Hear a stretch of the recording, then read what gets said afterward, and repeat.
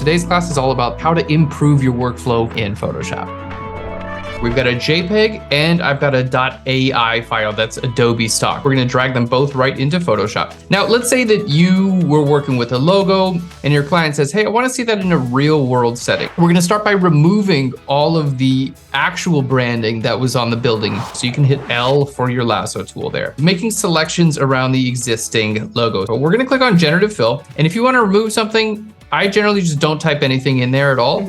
I'll just click right here on generate. And you can see there, yep, it's completely removed it like magic. Pretty great object removal to start off with. I want to create a new document. I'm going to hit Controller Command N. So let's use our move tool. We're going to just click and drag and bring those in. I'm on my layer 1. I'm going to hit M for my marquee tool, and I'm just going to make a selection right around that logo. And then selecting on layer 1, I'm going to hit Controller Command J. It's going to take whatever the content that was in that selection, and it's just going to duplicate that onto a new layer. Now we're just going to do this a few different times.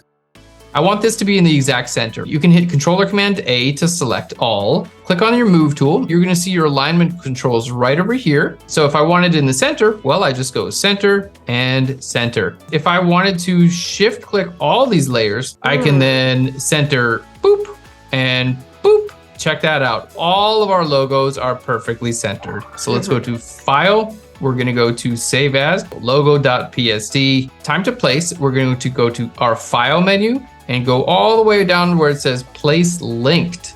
And then I'm just going to choose logo.psd, what we just saved. We're going to hit Controller Command T to bring our transform window up. I'm going to just start to shrink this down a little bit. I want it to kind of look like it's in perspective. Hold Control or Command, and you're going to have your little white arrow, and you can just click on that, just drag that up. We're going to create a new solid color fill layer right above it. All right, let's just choose a white color. I'm gonna right click on this layer and I'm gonna go down to where it says create a clipping mask. It's automatically gonna make this layer here only visible where the layer underneath it is visible. So I'm gonna double click here on the color. So we wanna choose a color from our photo, a color that might be white in real life, but that doesn't mean that it's perfectly white in the photograph. So we're just gonna do the same exact process. Put it right about there. We can scale this down even more.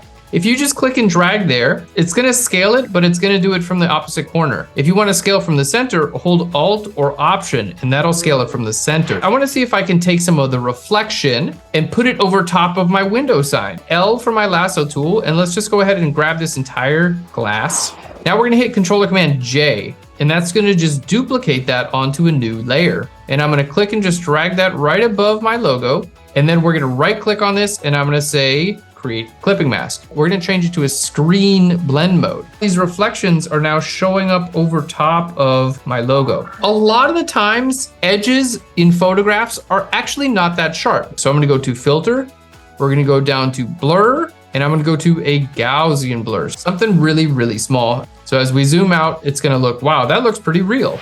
So now check this out. If I want to switch this to, let's say, this one, literally all I have to do is save this. I hit Controller Command S to save it, and boom, it automatically updates in place with the perspective, with the color, and also has the reflection placed over top of it. Blending mode tips. Let's do it. We've got a picture of our subject. Let's just grab our move tool. I'm going to click and drag from one image to another. Now, anytime you have light elements on a dark background, you can use the blending mode screen, and it's gonna make the dark background completely invisible, right above your layer stack. We're gonna use screen. We're just gonna scale this up, rotate it, you can transform it. And now let's say this is a little bit too distracting right here on her face, right? We're just gonna click on the layer mask icon, just paint black on our layer mask, and boom, it's gone. We've got our last example here. I just wanna cut this candy cane out, right? So I'm gonna use the pen tool to do this. I'm gonna right click on this, and we're gonna go to where it says make selection. Duplicate that, and then I'm gonna click and drag from one image to another. And as you can see, this doesn't really look realistic at all. Convert this to a smart object. Next, what we're gonna do is hit Controller Command L for our levels. I wanna go to my individual channels. We're doing that with our red channel.